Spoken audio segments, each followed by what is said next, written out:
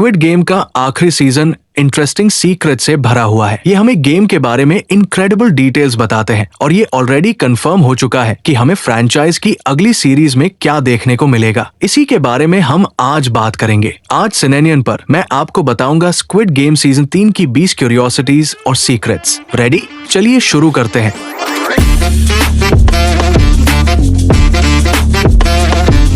आखिरी एपिसोड में इस चिल्ड्रंस फेयर में हमें एक बहुत ही स्पेशल इंसान का कैमियो देखने को मिलता है। बैकग्राउंड में जो कार्टूनिस्ट बैठा है वो दरअसल सीरीज के डायरेक्टर वैंग डोंग-यूक है। एक सेकंड के लिए हम यहाँ तक देख सकते हैं कि वो कैमरा की तरफ देख रहे हैं। God level camouflage.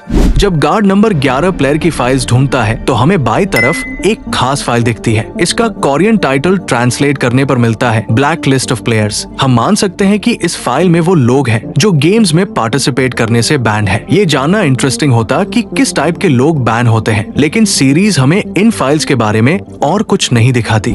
जब में इस गेम शुरू होता है, नामग्यू एक थानोस वाली गोली खाता है और चिल्लाता है, चलो आधी इंसानियत मिटा देते हैं। ये सीधा रेफरेंस है मार्वल के विलन थानोस की तरफ। थानोस जाना जाता है इन्फिनिटी स्टोन्स से आधा यूनिवर्स खत्म करने के लिए। ये क्यूरियोसिटी और भी इंटरेस्टिंग हो जाती है जब हम याद करते हैं कि मेज गेम में 2 टीम्स थी बराबर संख्या में और एक टीम को दूसरी को एलिमिनेट करना था। कैप्टन पार्क के घर में हमें उसकी सोल्जर यूनिफॉर्म मिलती है। उस पर स्क्वेयर मास्क है। इसका मतलब कैप्टन ने वो रैंक होल्ड की थी। ये इसलिए इंटरेस्टिंग है क्योंकि ऑर्गेनाइजेशन की हायरार्की में स्क्वेयर वाले सबसे ऊपर होते हैं, फ्रंटमैन और ब्लैक सूट वाले आदमी के ठीक नीचे। इस कॉन्टेक्स्ट से हमें समझ में आता है कि कैप्टन को पुलिस वालों पर नजर रखने का जिम्मा क्यों दिया गया था। स्क्वेयर गार्ड्स ही वो होते हैं जिन्हें हाई रैंक से सीधा कॉन्टैक्ट करने की इजाजत होती है और लीडर्स का ट्रस्ट उन्हीं पर होता है। अब हम सब जानते हैं कि शमन लेडी हमेशा झूठ बोलती थी और पावर्स होने का नाटक करती थी, लेकिन शायद वो पूरी तरह से पागल नहीं थी। सीजन 2 में कैरोसेल गेम के दौरान उसने गिहुन को एक प्रोफेसी दी थी और वो सच निकली। उसने कहा था कि गिहुन की जिंदगी डेस्टिनी से ज्यादा लंबी हो गई है और अगर वो गेम में वापस आया है तो उसके पास एक मिशन है। तुम अभी भी जिंदा हो, इसका मतलब कोई खास वजह तो जरूर होगी। तुम्हें यहाँ किसी खास मकसद से लाया गया है। इस सीन में शमन लेडी ने उस प्रेग्नेंट औरत की तरफ देखा, इशारा किया कि गिहुन को उसकी रक्षा करनी है। अब सीजन 3 की वजह से हमें पता चलता है कि प्रोफेसी सच साबित हुई। गिहुन मर नहीं सकता था क्योंकि उसे उस बच्चे को बचाना था। सेमीफाइनल से पहले एक दुखद पल आता है जब वो एल्डरली औरत खुद को खत्म कर देती है। वो बर्दाश्त नहीं कर सकी कि उसका बेटा उसकी वजह से एलिमिनेट हो गया। ये ट्रेजेडी हमें सीजन 1 की याद दिलाती है जब एक आदमी ने अपनी वाइफ के साथ मार्बल गेम खेला और उसे एलिमिनेट करना पड़ा। वो इतना टूट गया था कि उसने खुद को फांसी लगा ली, ठीक वैसा ही जैसा उस एल्डरली औरत ने किया। एपिसोड 4 में हम देखते हैं वीआईपीज को जो गार्ड्स का भेस पहनकर प्लेयर्स को एलिमिनेट कर रहे हैं। ये उनके लिए बिल्कुल नया एक्सपीरियंस था और वो फ्रंटमैन को थैंक्स बोलते हैं उन्हें पार्टिसिपेट करने देने के लिए। ये आइडिया शायद ओल्ड मैन इल्नाम से आया हो जिसने सीजन 1 में खुद डेयरिंग दिखाकर गेम में पार्टिसिपेट किया था। तब इल्नाम ने फ्रंटमैन से कहा था, गेम को ट्रूली एंजॉय करना है तो खुद खेलो। क्लियरली फ्रंटमैन ने ये बात सीरियसली ले ली क्योंकि उसने खुद भी सीजन 2 में पार्टिसिपेट किया और अब सीजन 3 में उसने वीआईपीज को भी ज्वाइन करने दे दिया। ग्रैंड फाइनल से पहले हम देखते हैं कि डॉर्मेट्री की दीवारें खुल जाती हैं और कुछ अजीब से अक्षर दिखते हैं। वो लिखे होते हैं पोडीमीची क्रास्टिवी। ये एक लैटिन फ्रेज है जिसका मतलब होता है today it's me, tomorrow it's you. ये मैसेज लाइफ की नाजुकता दिखाता है और स्क्विड गेम की फिलॉसफी के बिल्कुल बीच में बैठता है। आज मैं एलिमिनेट हुआ, कल तुम हो सकते हो। जब प्लेयर्स फाइनल गेम में एंटर करते हैं तो एक साइन दिखता है जिस पर कोरियन लेटर्स में लिखा होता है। उसका ट्रांसलेशन होता है सेफ्टी फर्स्ट। ये साइन आमतौर पर कोरिया में कंस्ट्रक्शन साइट्स पर वर्कर सेफ्टी के लिए यूज होता है, लेकिन सीरीज में ये एक मजाक जैसा लगता है क्योंकि गेम तो खुद जानलेवा है। सीजन की शुरुआत में एक सीन आता है जहाँ गिहुन एक गार्ड पर चिल्ला रहा होता है और एलिमिनेट किए जाने की डिमांड करता है। इसी दौरान फ्रंटमैन सर्वेलेंस कैमरा से उसे देख रहा होता है, लेकिन यहाँ एक अजीब बात है। अगर हम सीजन 2 को याद करें तो गिहुन की रिबेलियन के दौरान प्लेयर 120 ने डॉर्मेट्री की सारी कैमरास डिस्ट्रॉय कर दी थी। अब क्योंकि नया सीन उसी दिन का है तो रूम में कोई कैमरा होना नहीं चाहिए। तो सिर्फ 2 ऑप्शन है, या तो गार्ड्स ने नया कैमरा लाइटनिंग स्पीड में इंस्टॉल कर दिया या फिर ये सीधा सीधा प्रोडक्शन एरर है।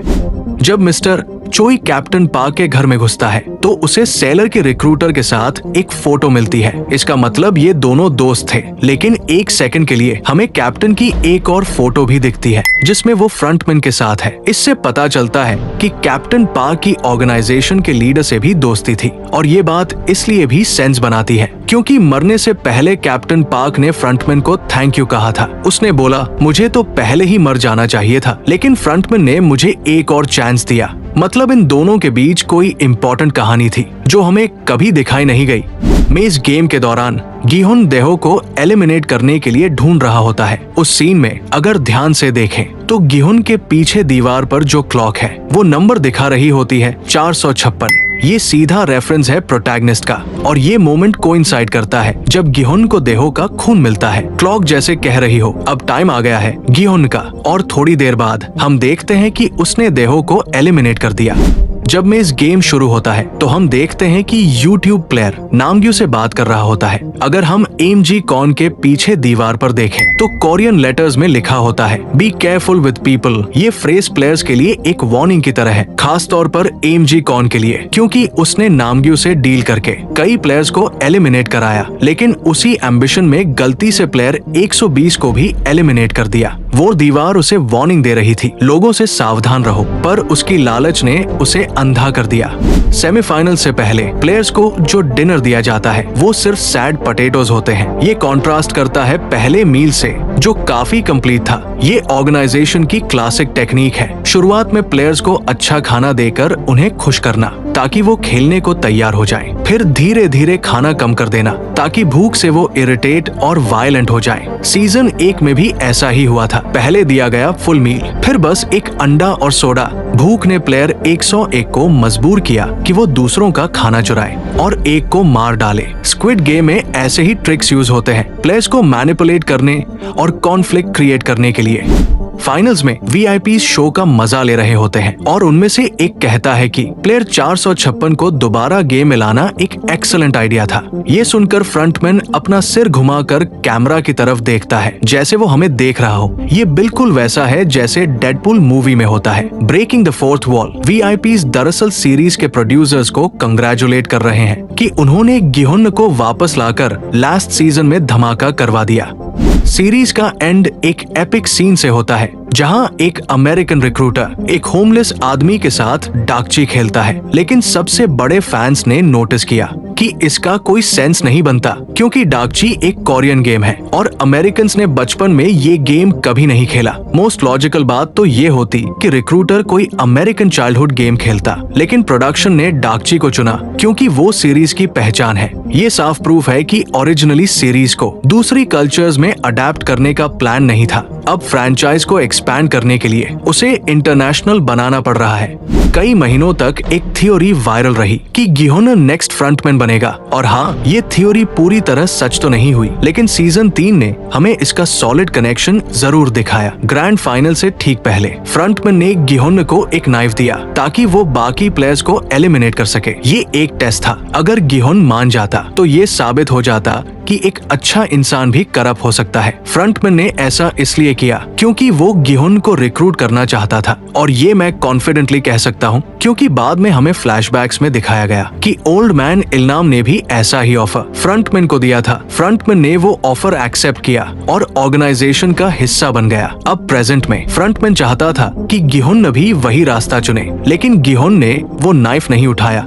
क्या स्क्विड गेम का सीजन 4 आएगा? आंसर है नो। डायरेक्टर ने साफ कहा है कि यही था फाइनल सीजन, लेकिन उन्होंने ये भी कहा है कि फ्रैंचाइज में स्पिन ऑफ्स जरूर आएंगे। सबसे ज्यादा चांसेस है कि हम स्क्विड गेम की एक अमेरिकन वर्जन देखेंगे क्योंकि सीरीज के अंत में हम एक अमेरिकन रिक्रूटर को होमलेस आदमी के साथ डाकची खेलते देखते हैं। मतलब स्क्विड गेम अभी लंबे समय तक खत्म नहीं होने वाला। मेज गेम से पहले नामग्यू ने मिन्सू और उसके दोस्त की मौत का मजाक उड़ाया। उसने कहा कि उसने उसे एलिमिनेट इसलिए किया क्योंकि वो हमेशा उसका मजाक उड़ाती थी। लेकिन ये बात अजीब है क्योंकि सीजन 2 में वो लड़की कभी नामग्यू का मजाक उड़ाती नहीं दिखी। असल में ये सीन सीजन 2 के एक डिलीटेड सीन से जुड़ा है जो पेंटाथलॉन गेम में होता है। उस गेम में नामग्यू बार बार फेल हो रहा था और सैमी उस पर चिल्लाती है। यही वजह थी उसकी नाराजगी की, लेकिन ये सीन कट कर दिया गया। अगर वो दिखाया जाता तो नामग्यू का गुस्सा और मोटिव ज्यादा क्लियर होता। फ्रंटमैन की मेमोरी में हमें वो पल दिखाया गया जब इल्नाम ने उसे एक डील दी थी गेम जीतने के लिए। बस उसे बाकी सारे प्लेयर्स को नाइफ से एलिमिनेट करना था। इंटरेस्टिंग बात यह है कि फ्रंटमैन इस मिशन को पूरा करते वक्त बहुत दुखी था। उसके चेहरे पर डर था, वो रो तक रहा था। ये बात इम्पोर्टेंट इसलिए है क्योंकि हम हमेशा सोचते थे कि फ्रंटमैन एक रूथलेस इंसान है, सैंडब्ल्यू जैसा कोई लॉजिक ड्रिवन बंदा, लेकिन असलियत में वो पहले एक अच्छा इंसान था, गिहोन जैसा। इल्नाम ने उसे भी उस नाइफ से करप्ट किया और वो बन गया वो मॉन्स्टर जो आज है। हमें जरूरत है एक स्पिन ऑफ की फ्रंटमैन के पुराने गेम्स पर बेस्ड। बस इतना ही आज के लिए। अगर आपको वीडियो पसंद आया हो तो एक लाइक जरूर छोड़ देना और सब्सक्राइब करना ना भूलना। ऐसे और वीडियोस के लिए मेरा नाम है Kapil and thank you for watching.